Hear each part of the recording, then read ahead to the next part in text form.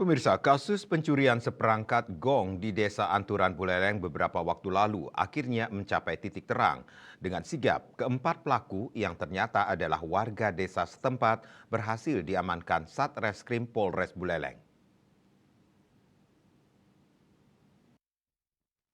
Sebelumnya pengempon pura Dadia Pasar Gel-Gel Banjar Dinas Pasar Desa Anturan mengalami kehilangan gong 4 Maret 2024 lalu.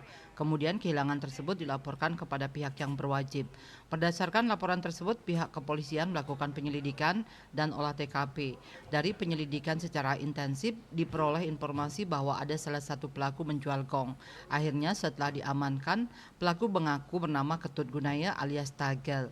Kemudian penyelidikan mengarah kepada pelaku lainnya yakni PTJK Anjasmara alias Cecep yang merupakan residivis, KD Perdiase alias Perdi, dan KM E alias E pelaku di bawah umur.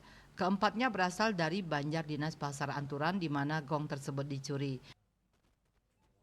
Nah, ini residivis rekan-rekan, melakukan pencurian pertama kali tahun 2004 ya, dengan perkara pencurian sepeda motor. Saat itu masih di bawah umur. Kemudian yang kedua melakukan pencurian tahun 2018, pencurian sepeda motor, divonis 4 bulan. Kemudian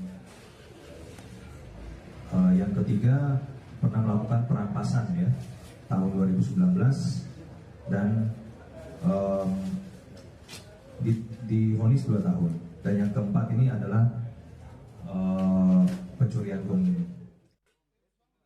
Dengan barang bukti 2 buah gupek, 2 buah kempul, 8 pasang cengceng, 6 buah reong, trompong, dan 2 buah panggul atau alat pemukul reong.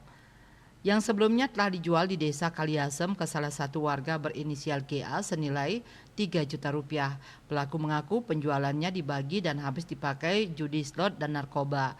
Keempat pelaku dapat disangkakan sesuai pasal 363 ayat 1 keempat KUHP tentang pencurian secara bersama-sama dengan ancaman hukuman paling lama 9 tahun penjara.